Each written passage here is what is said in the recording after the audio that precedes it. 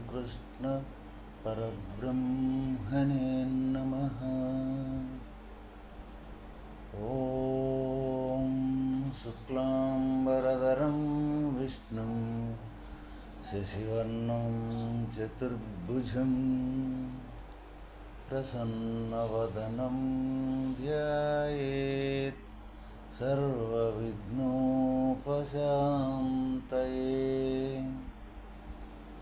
శ్రీ భగవద్గీత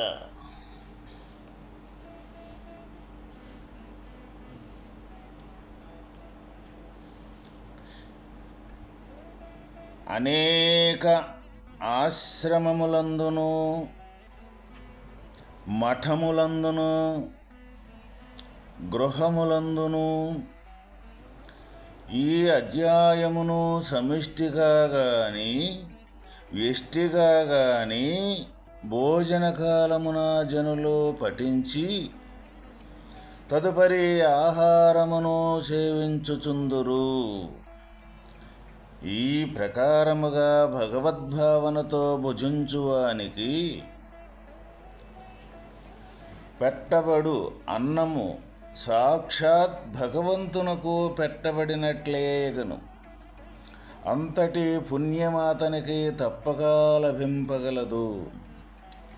మరియు దైవ ధ్యానముతో భుజించుట వలన మనుజుని శరీరములోని అణువణువు దైవశక్తితో కూడియుండును. ఈ 15వ అధ్యాయము అనేక ఆశ్రమములందును మఠములందును గృహములందును కూడా ఈ అధ్యాయమును అందరూ ఎంతమంది అయితే భోజనము సమయమున భోజనం చేయుచూ ఉందురో వారందరూ సమిష్టిగా కానీ వ్యష్టిగా అంటే ఒక్కరగా కానీ భోజన కాలమున జనులు పఠించి తదుపరి ఆహారమును సేవించుదురు.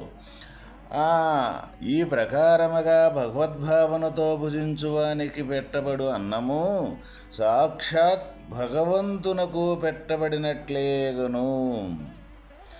మనం భోజనం చేసేటప్పుడు భోజన సమయమున ఆహారము అనేది పరబ్రహ్మ స్వరూపము అని మనకి మన పెద్దలు పూర్వీకులు చెప్పి ఉన్నారు.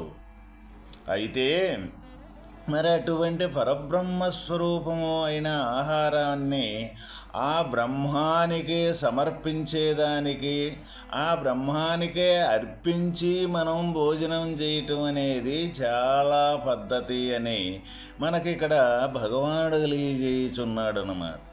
మరి ఏ విధంగాను అంటే ఈ 15వ అధ్యాయంలో సర్వస్వం కూడా భగవంతుని యొక్క స్వరూపం తప్ప రెండవదే లేదు. ఈ ఆహారం తయారయ్యేదానికి సంబంధించి కానీ ఏ సూర్య చంద్రాగ్నులు ఉన్నారో లేకపోతే ఏ పంచభూతాలైతే ఉన్నాయో ఈ అన్నీ కూడా నా యొక్క ఆధారంతో ఇవన్నీ ఉన్నవి అని మనకి తెలియజేసి వాటి ద్వారా తయారయ్యే ఏ పదార్థమైతే ఉన్నదో ఆ పదార్థం కూడా నా యొక్క ఆధారంతో తయారవటం జరుగుతూ ఉన్నది. ఇంకా ఆ తయారైన పదార్థం మనం భుజించుటకు ఆహారం తినేదానికి సంబంధించి కూడా నా యొక్క శక్తి ఆధారంతో తినటం అనేది జరుగుతూ ఉన్నది.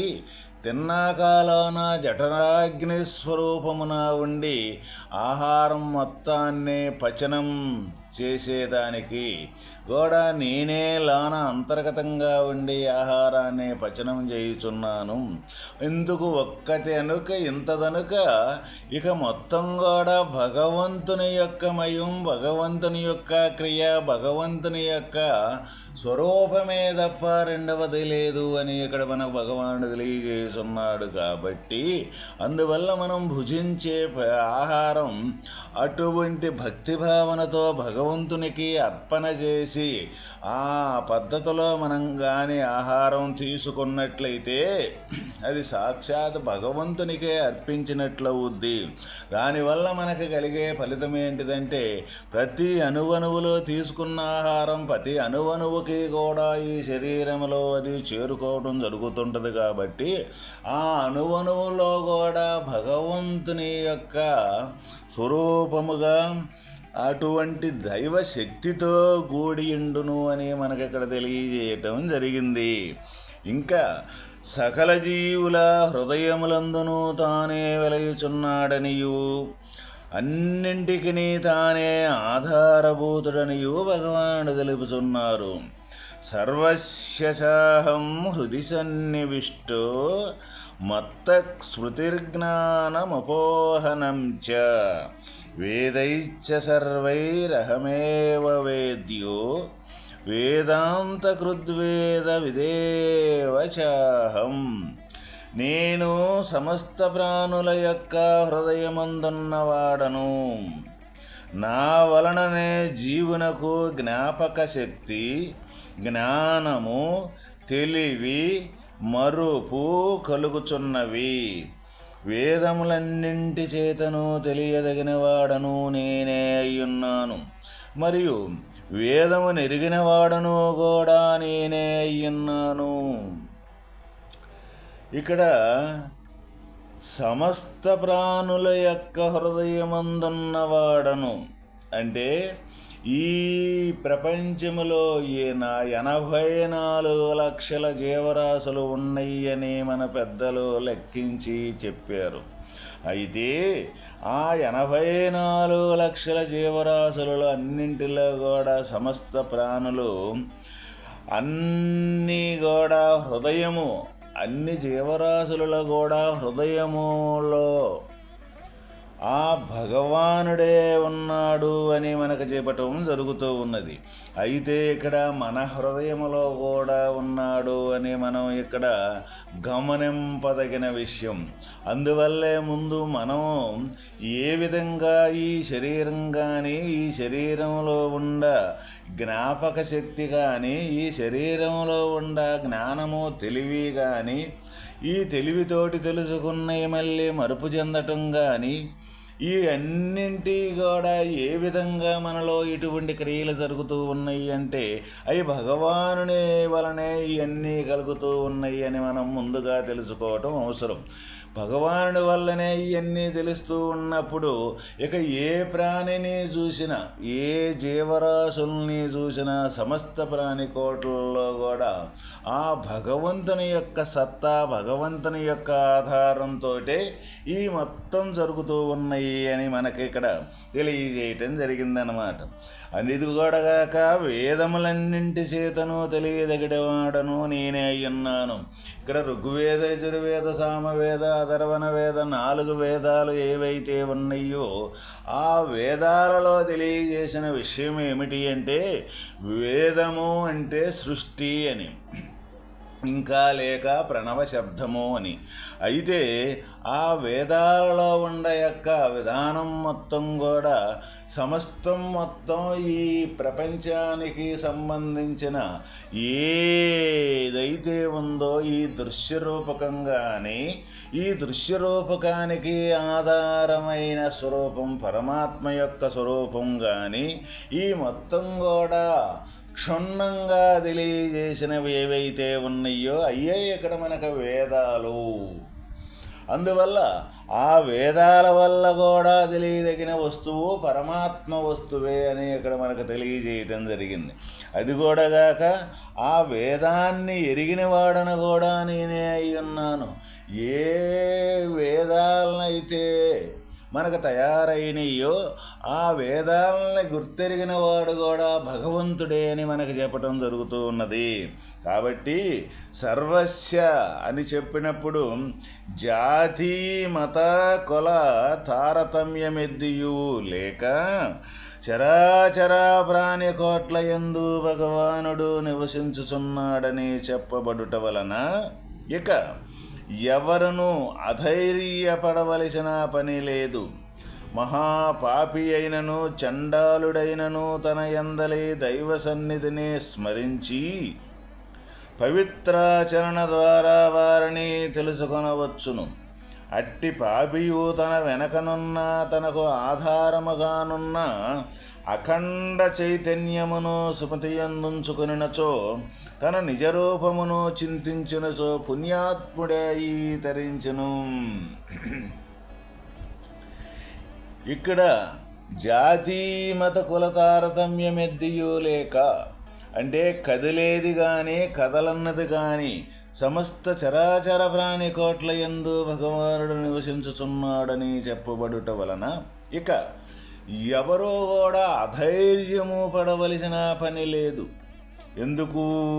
ప్రతి ఒక్క హృదయములో, అది మహాపాపి అయినను చండాలుడైనను తన యందలే దైవ సన్నిధిని స్మరించి పవిత్రాచరణ ద్వారా వారిని తెలుసుకొనవచ్చును.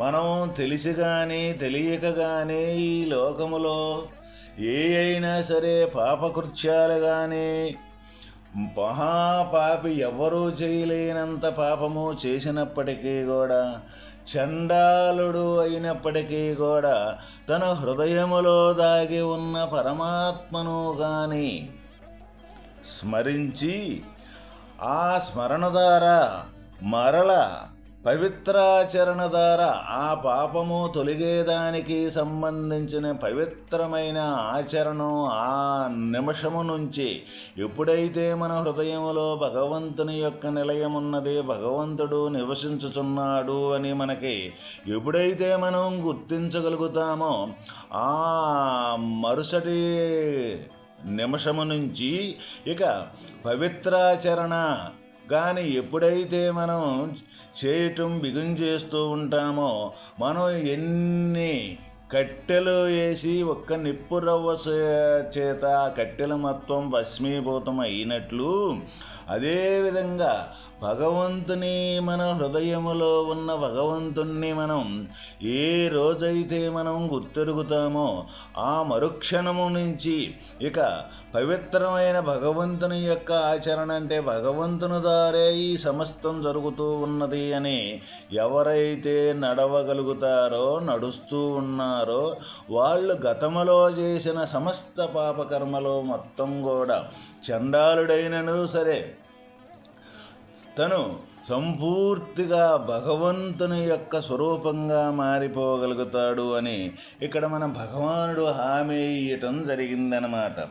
అట్టి పాపియు తన వెనకనున్న తనకు ఆధారముగనున్న అఖండ చైతన్యమును స్మృతియందుంచుకొనుచో, అంటే నిరంతరము మన కదలికలో దేనితోటి జరుగుతూ ఉన్నాయి అంటే ఈ శరీరమే నేను అని అహంకారంతో కూడుకొని మన కార్యకలాపం మొత్తం కూడా జరుగుతూ ఉన్నది.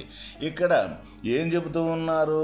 సర్వవ్యాపకమైన అఖండ చైతన్య స్వరూపమైతే ఉన్నదో ఆ స్వరూపము ఆధారంతో ఈ సమస్త క్రియలు, అంటే మనస్సు సంకల్పం కానీ వికల్పం కానీ మన జ్ఞాపక శక్తి కానీ మన తెలివి కానీ మన మరుపు కానీ ఇవన్నీ కూడా అఖండ చైతన్యం యొక్క ఆధారంతో జరుగుతూ ఉన్నాయి అని, అటువంటి మెలకువతోటి ఏ తెలివితోటి మనం విచారణ చేస్తూ ఉంటామో, ఏ కార్యకలాపాలు చేస్తూ ఉంటామో అవి మొత్తం కూడా అఖండ చైతన్యం యొక్క ఆధారంతో మొత్తం జరుగుతూ ఉన్నాయి అని స్మృతి పదమున, అంటే జ్ఞప్తి యందుంచుకొని ఆ ప్రతి కదిలిక వెనకాల భగవంతుని యొక్క చైతన్యమే ఉన్నది అని మెలకువ వదలకుండా ఎవరైతే సాధన చేయుచూ ఉన్నారో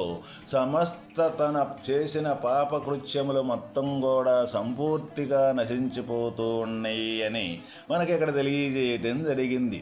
అందువల్ల మనం వాస్తవంగా భగవంతుణ్ణి చేరుకోవాలి, భగవంతుణ్ణి తెలుసుకోవాలి అని అంటే అతి సమీపమున మన హృదయములోనే మన హృదయ అంతర్గతంగా ఏ భగవత్ స్వరూపమ ఆత్మస్వరూపమైతే ఉన్నదో ఆ స్వరూపమే ఇక్కడ భగవంతుని యొక్క స్వరూపం. మరి మన హృదయంలోనే ఉండి మనలోనే ఉండి అంతర్గతంగా దాగి ఉన్న ఈ భగవత్ స్వరూపాన్ని మనము ఎలా తెలుసుకొనలేకపోతూ ఉన్నాము అని అంటే దానికి కారణము ఏమీ కాదు, ఈ శరీరమే నేను అని. ఈ శరీరంతో మమేకమైపోయి ఈ శరీరానికి సంబంధించిన ఏ బంధుత్వము, ఏ తగులము, ఏ లంపకము అయితే ఉన్నవో వాటిని వదిలించుకోలేని కారణమే ఇక్కడ వాస్తవానికి భగవంతునికి మనకే దూరము కావటం. వాటిని ఎవరైతే వదిలించగలుగుతారో భక్తి వైరాగ్యము ద్వారా వాటిని కానీ వదిలించుకోగలిగితే, ఏ విధంగా వదిలించుకోవటం అంటే నిజమైనవి కావు, శాశ్వతమైనవి కావు అని తెలుసుకొని, ఇక్కడ వదిలించుకోవటం అంటే కాదు అని వాటిని పారిపోవటం కాదు, నిజంగాని దానినే నిజము అని నమ్మి మనం ప్రయాణం చేస్తూ ఉన్నాం ప్రతి ఒక్కరము కూడా. అందువల్ల నిజంగా దాన్ని నిజమని అనుకునేది ఎందుకని నిజమైన విచారణ చేసి ఆ విచారణ ద్వారా నిజమే కదా, ఇది ఎప్పుడుకీ నిజం కాదు కదా, దీనికి సంబంధించిన క్రియలు ఏవైతే ఉన్నాయో అవి కొద్దిసేపు ఉండి మళ్ళీ కొద్దిసేపు లేకుండా పోయేయే కదా. మరి మన జీవితం మొత్తం కూడా ఈ తీరుగా మార్పులు చేర్పులు జరిగే యొక్క విషయమే కదా. ప్రతి ఒక్కటి ఇప్పుడు మనకు అవస్థలు ఉండేవి, 3 అవస్థలుంటే ఈ జాగ్రత్త అవస్థలో మొత్తం కూడా గుర్తిరగటం, సర్వకార్యకలాపాలు చేయటం. మరి తర్వాత మనం నిద్రించేటప్పుడు ఈ స్వప్నావస్థ అనేది వస్తుంది.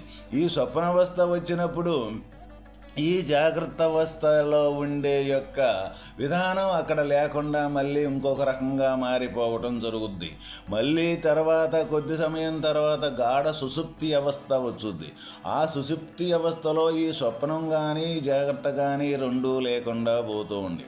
మరి ఇటువంటి ఈ స్మృతి పదం అనేది, ఈ జ్ఞానం అనేది ఈ మెలకువ ఉన్నప్పుడు ఉంటుంది. చివరికి గాఢ సుషుప్తిలో ఈ మెలకువ కూడా లేకుండా, ఈ జ్ఞానం కూడా లేకుండా అక్కడ సంపూర్తిగా కోల్పోవడం జరుగుతూ ఉంది. మరి ఎన్ని మార్పులు చేర్పులు జరిగే యొక్క జీవితమే మనం ప్రతి ఒక్కరం కూడా జీవిస్తూ ఉన్నాము. ఇది అందరం మనం విచారించుకోవలసిన విషయం. ఏది నిజము, ఏది అబద్ధం. అబద్ధం అంటే కనీసం ఇప్పుడుండి కాసేపు లేకుండా పోయేది. మరి మన అవస్థల్లో మరి ఈ జాగ్రత్త అనేది కొద్దిసేపు ఉంటుంది, తర్వాత స్వప్నం అనేది కొద్దిసేపు ఉంటుంది, ఈ సుషుప్తి అనేది కొద్దిసేపు ఉంటుంది. మరి ఒకటి వచ్చినప్పుడు ఒకటి ఉంటల్లా, ఒకటి వచ్చినప్పుడు ఒకటి ఉంటల్లా. ఇప్పుడు మనం ఏం చేస్తూ ఉన్నాము, ఏదైతే అది మారిపోతూ ఉన్నాము. ఇది నిజమా అబద్ధమా అని ఈ 3 అవస్థలని ప్రతి ఒక్కరము కూడా బాగా విచారణ చేస్తే తప్పనిసరిగా ఏదొస్తే దాంతో మనం మారిపోవటం జరుగుతూ ఉన్నది. ఈ మారిపోయేది ఎప్పుడూ సత్యం కాదు, ఎప్పుడూ నిత్యం కాదు. అయితే ఈ మారిపోయే దాంట్లోనే మారిపోని యొక్క వస్తువే ఎక్కడ ఆత్మ వస్తువు. ఆ మారకుండా ఉండే ఆత్మ వస్తువే ఈ మార్పులు జరిగేదానికి ఆధారమై ఉంది. ఆధారమై ఉండడే కానీ ఈ మార్పు చెందేది మట్టి కానే కాదు. అందువల్ల భగవంతుడు ఎక్కడున్నాడు అంటే మనలోనే ఈ మార్పులు చేర్పులకి ఆధార స్వరూపమై సాక్షిమాత్రుడిగా మన హృదయంలోనే ఉన్నాడు అని భగవంతుడు ఇక్కడ శ్రీకృష్ణ పరమాత్మ మనకు జరిగింది. కాబట్టి మనం భగవంతుని కోసం ఎక్కడెక్కడో వెతికేదానికన్నా మన హృదయ పరిశోధన కానీ చేసుకొని ప్రతి ఒక్కరము కూడా మన హృదయములో దాగి ఉన్న ఆత్మదేవుణ్ణి తెలుసుకొని ఆత్మస్వరూపంగా మారిపోవటమే మానవుడి యొక్క కర్తవ్యము. కాబట్టి ఇప్పుడు దాకా ప్రతి ఒక్కరము మన తెలుసో తెలియక ఈ లేకనే ఉండట్టు భ్రమపడే జీవితము గడిపినప్పటికీ కూడా భగవంతుడు మన హృదయంలో ఉన్నాడు, ఎట్లా ఉన్నాడు, ఏమై ఉన్నాడు అన్న సంగతి మనకే తెలిసినప్పుడు అదే తెలుసుకునేదానికి ప్రయత్నము చేసి ప్రతి ఒక్కరు కూడా తరించిపోవటమే ఈ మానవుడి యొక్క కర్తవ్యము అని భగవానుడు మనకు తెలియజేయటం జరిగింది. ఓం తత్సత్.